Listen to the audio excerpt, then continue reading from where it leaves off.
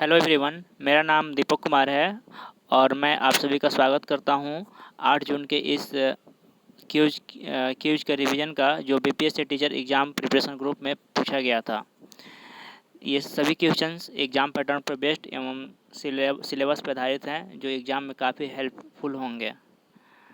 तो बिना देर करते हुए चलते हैं हम लोग पहले क्वेश्चंस की तरफ। आज का पहला क्वेश्चन है, एक वयस्क पुरुष के लिए सामान्य हीमोग्लोबिन की मात्रा प्रति 100 ml रक्त है। तो ये 4 ऑप्शन दिए गए हैं जिसमें सही जवाब है 14.5 ग्राम। यानी कि एक सामान्य पुरुष में जो हीमोग्लोबिन की मात्रा है वो 14.5 ग्राम होना चाहिए प्रति 100 ml ब्लड में। यानी अगर हम 100 ml ब्लड लें तो उसमें 14.5 ग्राम हीमोग्लोबिन मौजूद होना चाहिए। नेक्स्ट क्वेश्चन, महिलाओं में गर्भाशय होता है 1, 2, 3 या 4? तो सही आंसर है 1। महिलाओं में एक ही गर्भाशय होता है। नेक्स्ट क्वेश्चन है, पिनील ग्रंथि कहाँ होती है? तो सही आंसर है मस्तिष्क। मस्तिष्क में होती है पिनील ग्रंथि। अगला क्वेश्चन, पोटेशियम परमैंगनेट जल को क्या करता है? तो यह कीटाणु रहित बना देता है जल को। अगला प्रश्न, कृत्रिम वर्षा कराने में किस रसायन का प्रयोग किया जाता है? तो जो रसायन का प्रयोग होता है कृत्रिम वर्षा कराने में वो है सिल्वर आयोडाइड। तो सही आंसर है सिल्वर आयोडाइड। अगला प्रश्न है, निम्नलिखित में से कौन सा युग्म सुमेलित है? तो इसमें सही आंसर है जिंक फास्फाइड और चूहा विष। यानी जो चूहा को मारने के लिए जो विष बनाया जाता है वो जिंक फास्फाइड का बनाया जाता है। ये सही है, बाकी सभी गलत हैं यहाँ पे। कृत्रिम वर्षा भी हम लोग देखें सिल्वर आयोडाइड होता है तो ये ऐसे ही गलत हो गया। फिलॉसफर उल जिंक सल्फाइड ये भी गलत है और हर्न सिल्वर आयोडाइड ये भी गलत है। तो चलते हैं आगे। इक्विनॉक्स का तात्पर्य है वह तिथि से जब दिन और रात समान अवधि में होते हैं, रात की अपेक्षा दिन लंबे होते हैं, दिन की अपेक्षा रात लंबी होती है, और चौथा ऑप्शन है वर्ष के सबसे छोटे दिन एवं सबसे छोटी रात होती है। तो इसका सही आंसर है दिन और रात समान अवधि के होते हैं। इक्विनॉक्स, यहाँ इक्वी जो शब्द है वो इक्वल से बना हुआ है और इक्वल मतलब होता है बराबर। तो जब दिन और रात जब दोनों बराबर होते हैं तो उसी को बोला जाता है इक्विनॉक्स। इसको समझने के लिए हम चलते हैं एक फ़ोटो की तरफ जिससे हम ज़्यादा इसको समझ पाएंगे। तो आप सब देख सकते हैं यहाँ पे मेरे स्क्रीन पे ये जो फ़ोटो है सोलर सिस्टम का है और इसमें इक्विनॉक्स जो कंडीशन है वो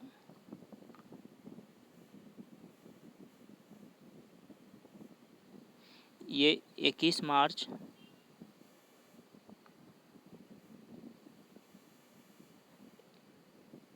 आप देख सकते हैं 21 मार्च और 23 सितंबर का जो समय है ये इक्विनॉक्स का समय है।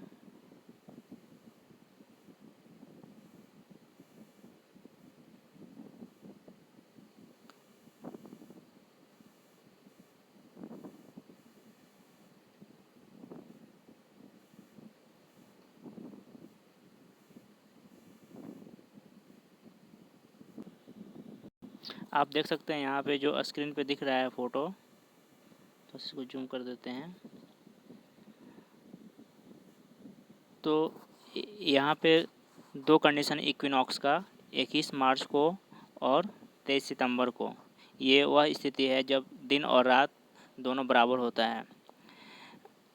आप यहाँ पे देख सकते हैं कि जो सूर्य होता है वो ठीक सेंटर में नहीं होता है। ये जो इलिप्स है इलिप्स के दो सेंटर होते हैं, एक यहाँ पे और एक यहाँ पे। तो दोनों सेंटर में से किसी एक सेंटर पे सूर्य का स्थिति होता है। जैसा कि आप देख रहे हैं यहाँ पे सूर्य स्थित है। तो इस स्थिति में जो पृथ्वी को घूमने का जो पथ होता है वह वृत्ताकार ना होकर एक अंडाकार होता है, जिसको इलिप्स कहते हैं। इलिप्टिकल शेप में है ये, तो इलिप्टिकल शेप में है। और इलिप्स का 2 सेंटर होते हैं, तो किसी एक सेंटर पर सन स्थित होता है, और यहाँ पे 2 ऐसे कंडीशन होते हैं जब दिन और रात पृथ्वी पे बराबर होता है, और वह कंडीशन है 21 मार्च और यहाँ पे 23 सितंबर को। तो इसी को इक्विनॉक्स कहते हैं हम लोग, हिंदी में बोलते हैं विषुव। एक होता है शरद विषुव और एक होता है बसंत, एक शरद विषुव और एक होता है बसंत विषुव। तो शरद विषुव जो होता है वो ठंडे के दिनों में यानी कि 23 सितंबर को होता है, और बसंत विषुव 21 मार्च को होता है, जो आप यहाँ पे देख रहे हैं। इसके बाद 2 और कंडीशन होता है।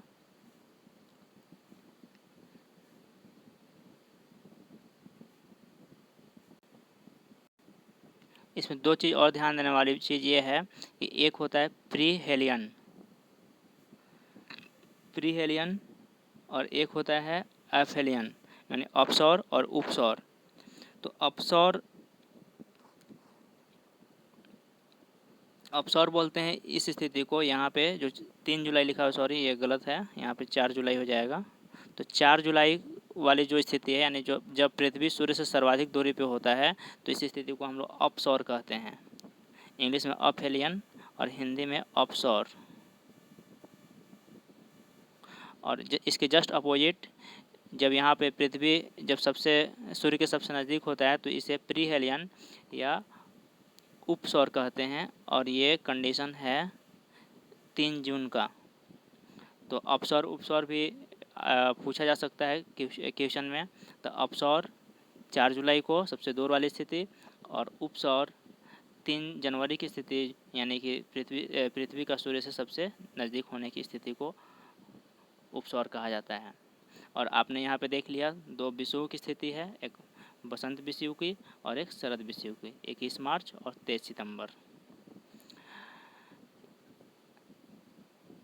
2 चीज़ और है यहाँ पे, एक 21 जून और 22 दिसंबर होता है, सॉरी ये 22 दिसंबर यहाँ पे होगा, 21 जो दिया है यहाँ पे 22 हो जाएगा। 22 दिसंबर और 21 जून 2 कंडीशन और होते हैं हमारे सोलर सिस्टम में।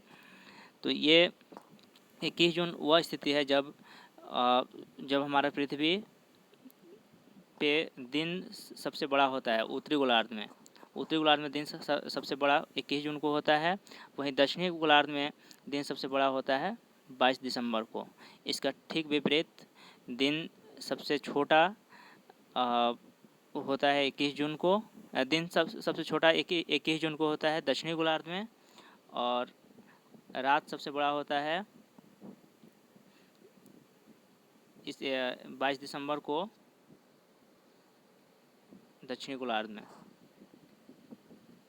तो आशा करते हैं आप सब ये सब समझ गए होंगे। चलते हैं अगले प्रश्न की तरफ।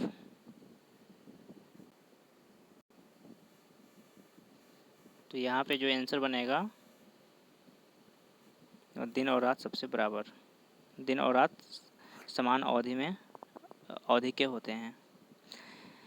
चलिए अगला प्रश्न है, पृथ्वी सूर्य से अपनी अधिकतम दूरी पर होती है। तो अभी हम लोग देखें कि अधिकतम दूरी पे होता है 4 जुलाई को, जिसे अपसौर कहा जाता है, और 3 जनवरी को सबसे नज़दीक होता है, जिसे उपसौर कहा जाता है।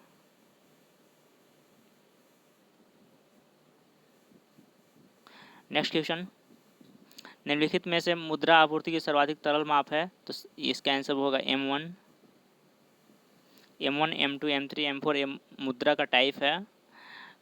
इसमें कैश मुद्रा आता है M1 में, और जैसे जैसे तरलता घटती जाती है M1, M2, M3 का मान बढ़ते जाता है। अगला क्वेश्चन है, अवमूल्यन का उद्देश्य होता है तो निर्यात को प्रोत्साहित करना। नेक्स्ट क्वेश्चन, मुद्रास्फीति से बाजार की वस्तुएं, तो ये बाजार की वस्तुएं मुद्रास्फीति से महंगी हो जाती है। अगला प्रश्न, निम्नलिखित में से किस क्षेत्र से भारत में सकल राष्ट्रीय उत्पाद जीडीपी का सबसे बड़ा भाग प्राप्त होता है? तो जीडीपी का सबसे बड़ा जो कंट्रीब्यूशन है वो सेवा क्षेत्र से है और ये आपका 53.66% रहा है पिछली बार।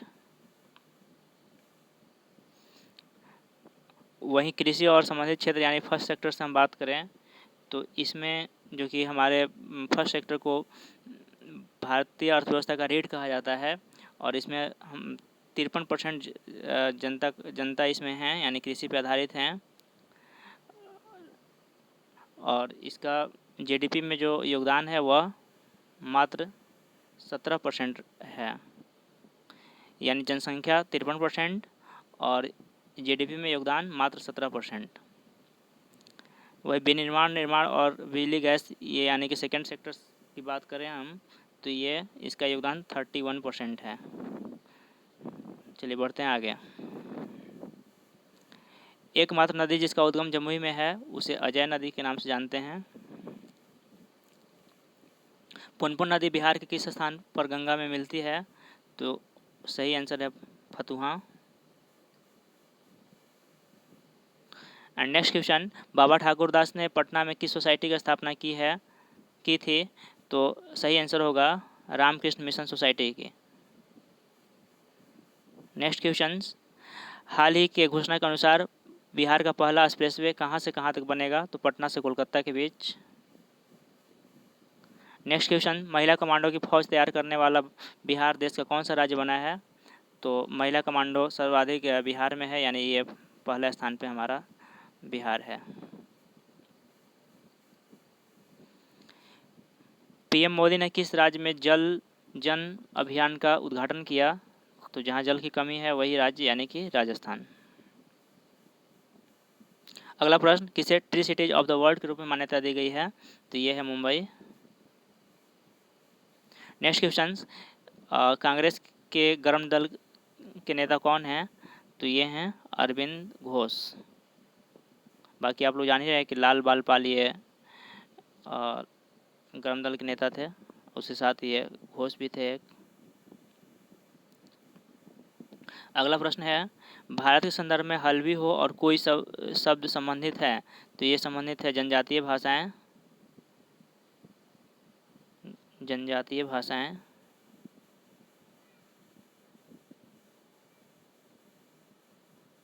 ऑप्शन डी करेक्ट होगा। अगला प्रश्न है, प्राचीन भारत के इतिहास के संदर्भ में भवभूति, हस्तिमल और क्षमेश्वर प्रसिद्ध थे? तो ये थे नाटककार।